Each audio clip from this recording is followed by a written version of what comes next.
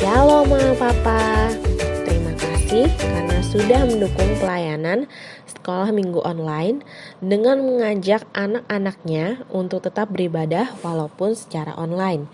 Kami berharap semakin banyak lagi orang tua yang terpanggil hatinya untuk membimbing anak-anaknya terus mengikuti ibadah online setiap minggunya. Selamat hari Minggu, Tuhan Yesus memberkati.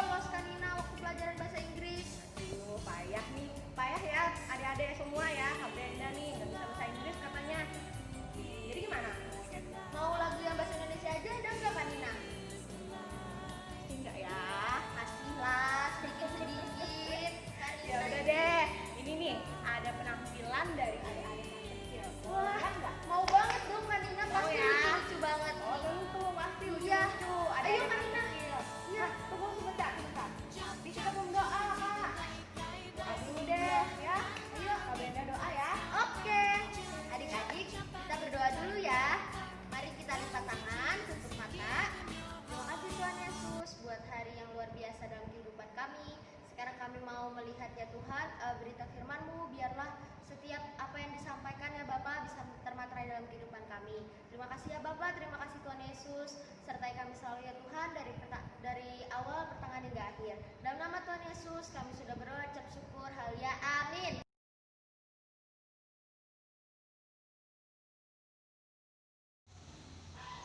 Senin, Selasa, Engkau tetap Raja. Rabu, Kamis, Engkau yang termanis. Jumat, Sabtu, ku tetap milik-Mu. Minggu, aku terus memuji-Mu.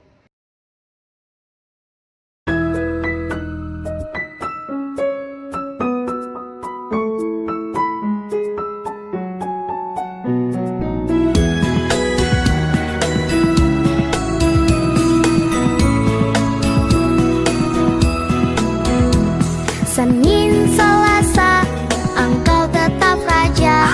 Rabu, Kamis, Engkau yang termanis.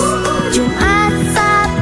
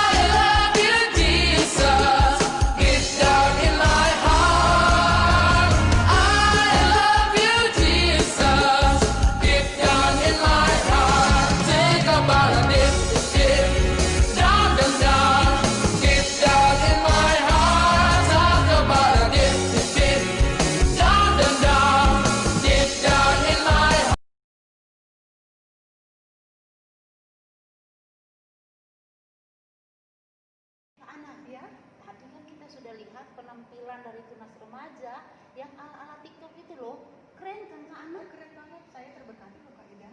Oh iya, Ya. luar biasa. Dan sekarang karena kita mau nyanyi lagu Yesus Sahabatku. Nah, adik-adik, kita mau nyanyi Yesus Sahabatku. Adik-adik nyanyi bareng-bareng ya. Dan adik-adik sambil melihat penampilan foto dari adik-adik mulai dari kecil sampai besar.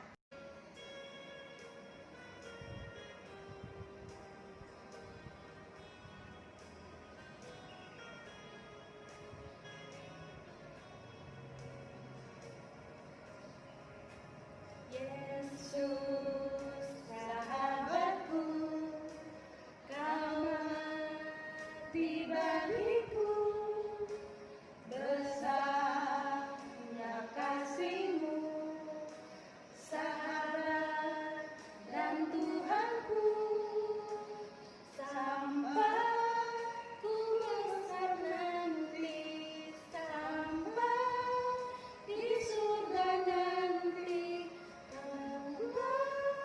Ingat selalu Yesus sahabatku dan Tuhanku.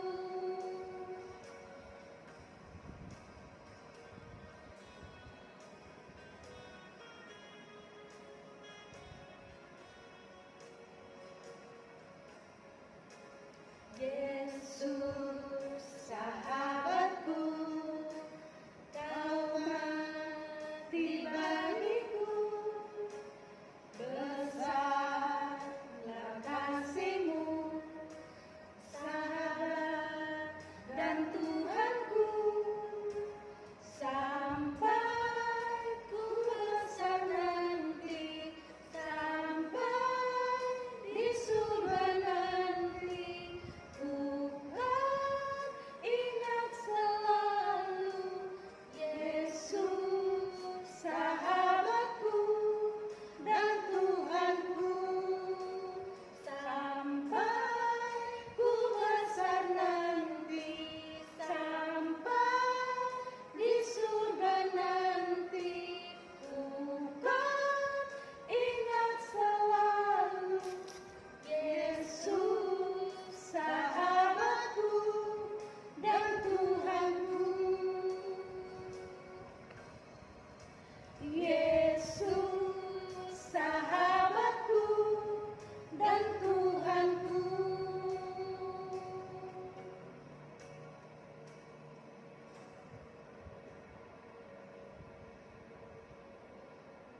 Nah, adik-adik, kita semua sudah memuji dan mempermuliakan nama Tuhan kan? Sekarang waktunya kita untuk mendengarkan sebagian daripada firman Tuhan. Ayo adik-adik yang ada di rumah, kita sama-sama berdoa ya. Tutup matanya dan lipat tangannya, kita berdoa. Tuhan Yesus, terima kasih atas kebaikan dan cinta kasih Tuhan yang tidak pernah habis-habisnya di dalam kehidupan kami. Kami sudah memuji dan mempermuliakan nama-Mu ya Tuhan. Biarlah setiap pujian dan penyembahan kami itu boleh menyenangkan hati-Mu ya Tuhan. Dan saat ini Tuhan, kami mau mempersiapkan hati kami untuk diisi oleh kebenaran firman Tuhan. Jadikan hati kami Tuhan seperti tanah yang subur, sehingga setiap benih firman Tuhan yang akan ditaburkan boleh bertumbuh dan berbuah di dalam setiap kehidupan kami. Dan biarlah firman-Mu yang selalu menjadi pedoman di dalam setiap langkah kehidupan kami. Terima kasih Tuhan, di dalam nama Tuhan Yesus Kristus kami mau sambut firman-Mu. Haleluya, amin.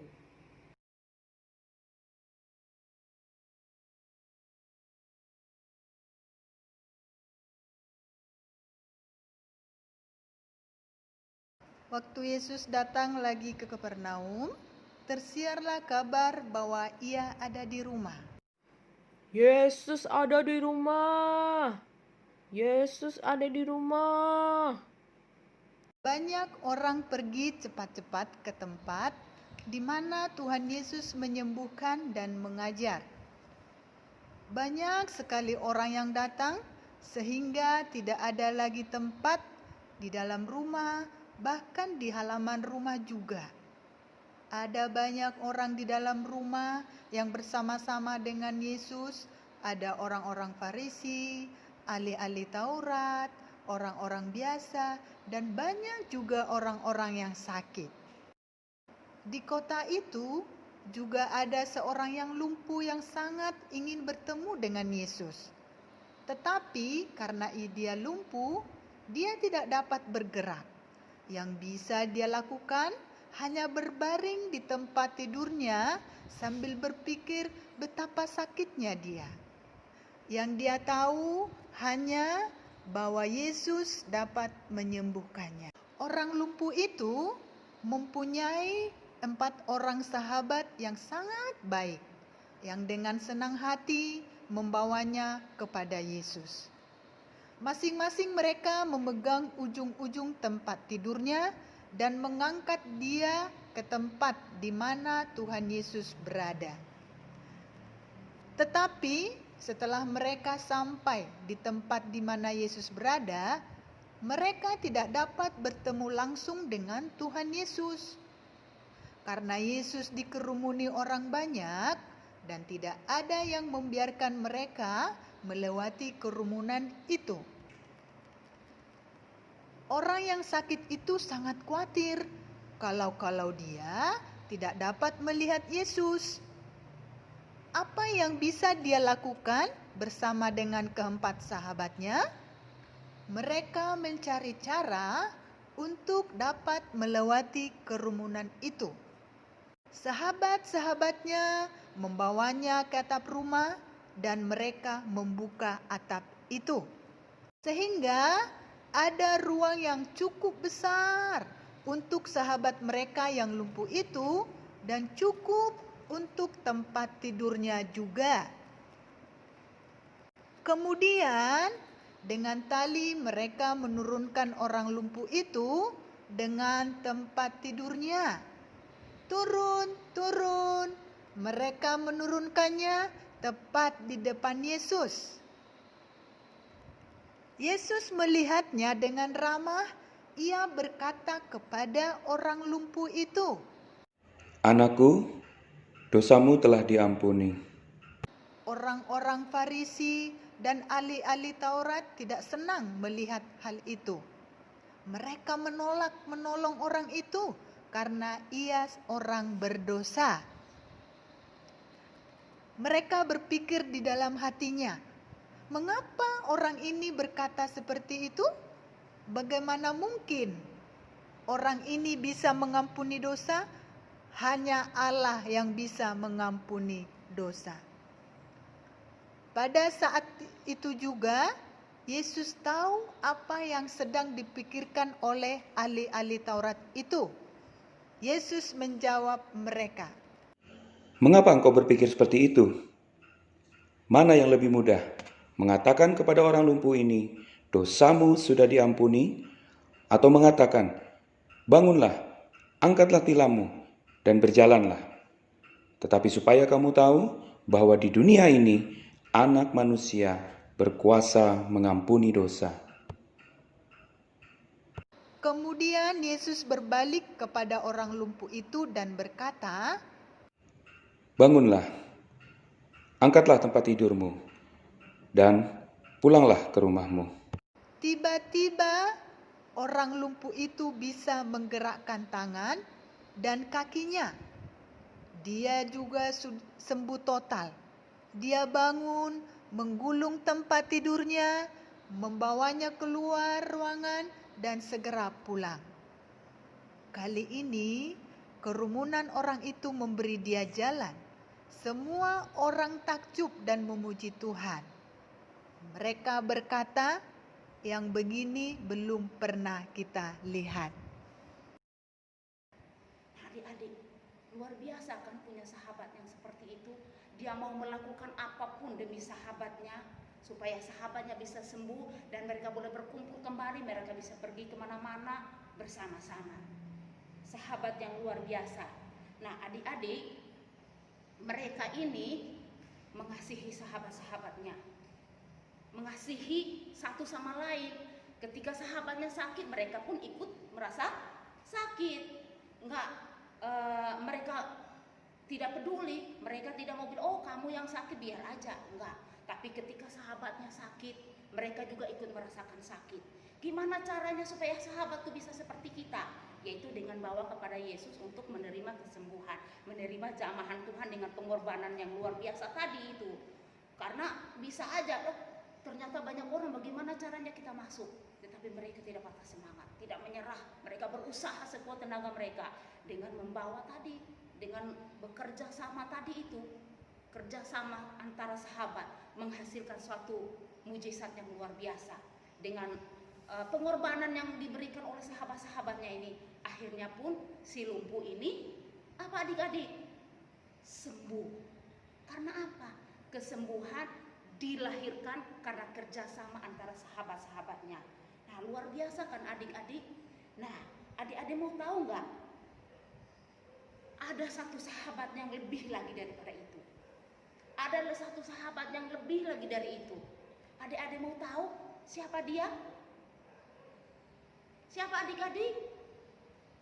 Yesus. Tuhan Yesus. Tuhan Yesus adalah sahabat terbaik, sahabat setia, lebih daripada itu. Seperti tema kita hari ini. Apa adik-adik? Coba dibaca adik-adik. Jesus is my best friend. Nah, Jesus is my best friend. Yesus adalah sahabat sejati. Yesus adalah sahabat terbaik kita. Kenapa kita bilang Yesus itu sahabat terbaik kita? Kenapa? Karena Yesus relakan segalanya buat kita. Apa yang Yesus relakan buat kita? Dia berkorban buat kita. Dia rela mati di kayu salib, memberikan nyawanya buat kita. Karena dia mengasihi kita. Itu Tuhan Yesus. Tapi kalau kita kembali ke atas tadi yang dilakukan oleh keempat sahabat yang lumpuh ini tadi, karena mereka mau menjadi sahabat terbaik dari si lumpuh ini. Seperti firman Tuhan katakan di dalam kitab Amsal 17 ayat 17. Di situ firman Tuhan mengatakan, seorang sahabat menaruh kasih setiap waktu dan menjadi seorang saudara dalam kesukaran. Nah, luar biasa kan adik-adik? Sahabat itu menaruh kasih setiap waktu, setiap saat, dan menjadi saudara di dalam kesukaran. Jadi seorang sahabat itu bukan di saat senang aja mau bersahabat, tapi dalam keadaan apapun mau bersahabat. Adik-adik tahu nggak apa itu sahabat? Tahu nggak? Nah, adik-adik, sahabat itu teman dekat atau saudara yang selalu setia memperhatikan kita, mengasihi kita tanpa ada embel-embelnya atau tanpa ada imbalannya. Dia mengasihi dengan tulus. Nah, karena mengasihi dengan tulus, makanya mereka mau berkorban tadi untuk mengangkat temannya yang lumpuh ini supaya menghasilkan kesembuhan. Nah, Tuhan Yesus pun seperti itu tadi, seperti tema kita itu. Jesus is my best friend, yang terbaik, yang tidak ada bandingannya di dunia ini. Dia rela berikan nyawanya buat kita. Dia rela mati buat kita supaya apa? Kita menjadi orang-orang yang beruntung, orang-orang yang diselamatkan supaya kita bisa bersama-sama dengan Tuhan Yesus. Nah, adik-adik, kenapa kita bisa katakan, oh Tuhan Yesus itu sahabat sejati, sahabat terbaikku? Kenapa kita bisa bilang begitu? Karena memang dia selalu ada buat kita. Di saat sedih, dia ada buat kita. Di saat senang, dia ada buat kita. Di saat kita sakit, dia bisa menyembuhkan kita. Itu adalah sahabat sejati, yaitu Tuhan Yesus. Dia penolong yang sejati. Dia selalu siap untuk menolong kita kapanpun. Seperti yang tertulis di dalam kitab Ibrani 13 ayat 6. Adik-adik baca ya, adik-adik di rumah ikut baca ya.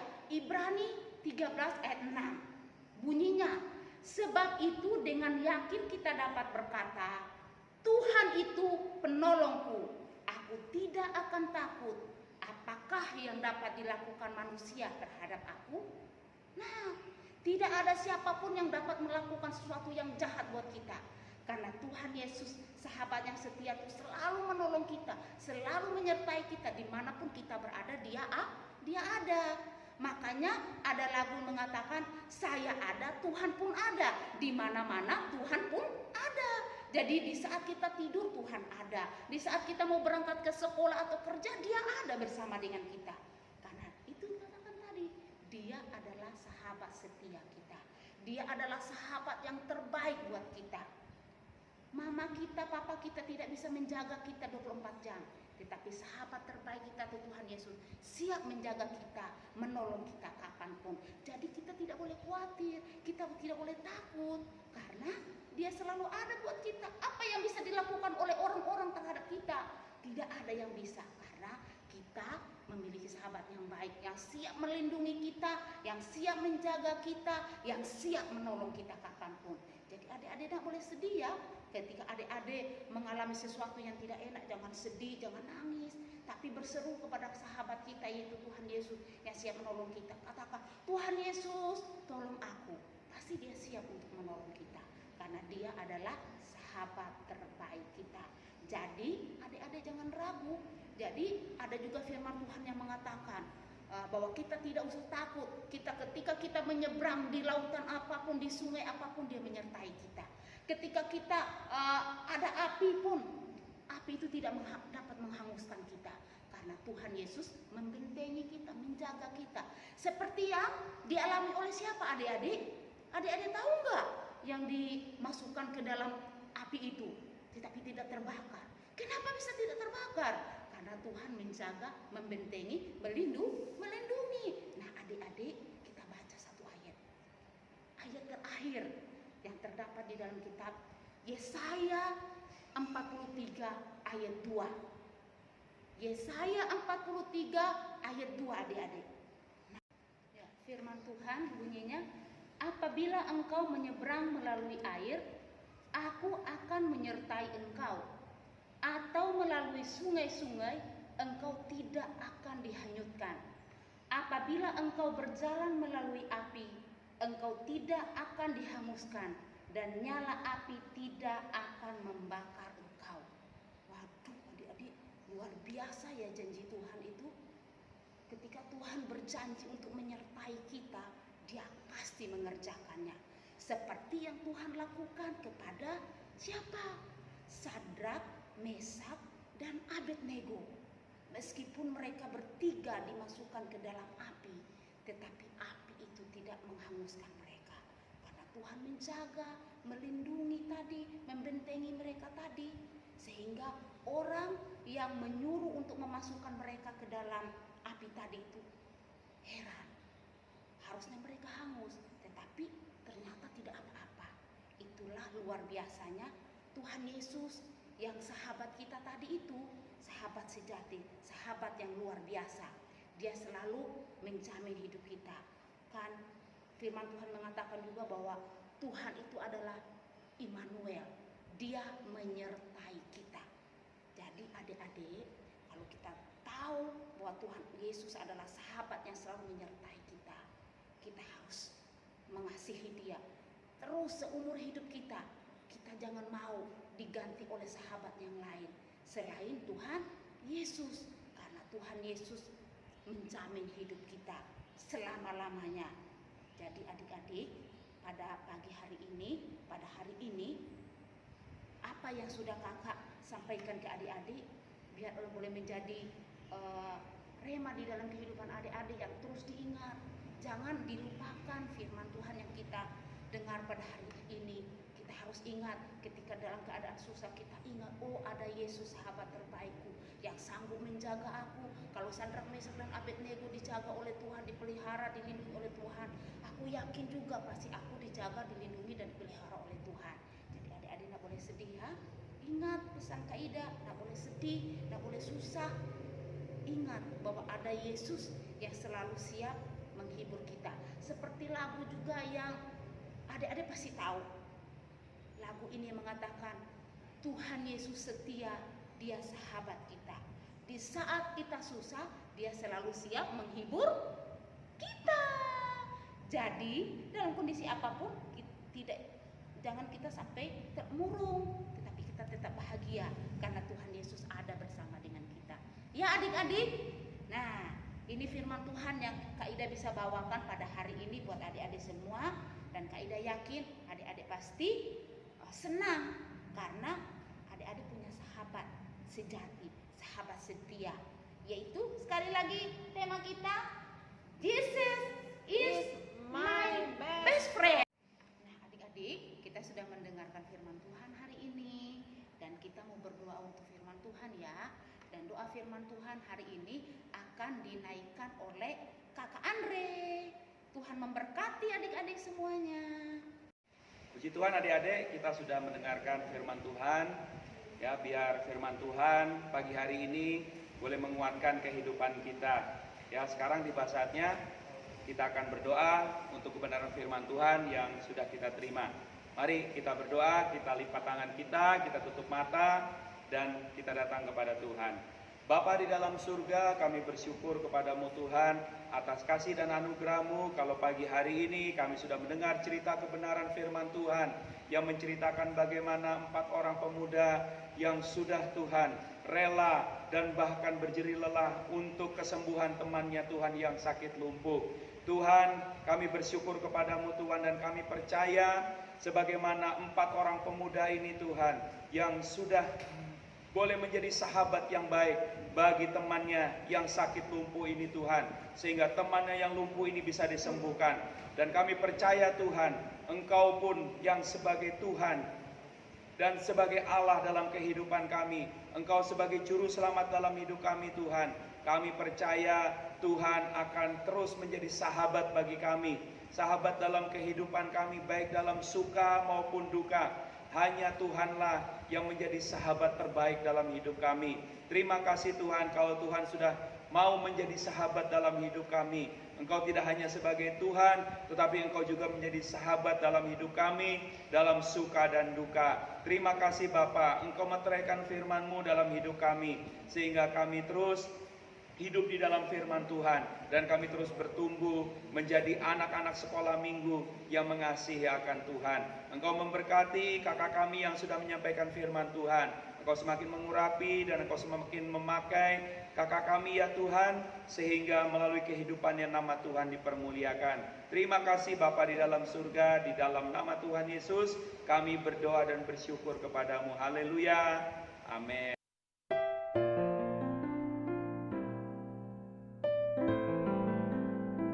Makasih Tuhan Yesus telah memberikan kesehatan dan napas kehidupan bagi Jason. Terima kasih Tuhan Yesus atas hari-hari yang telah Jason jalani dan teman-teman yang baik bagi Jason.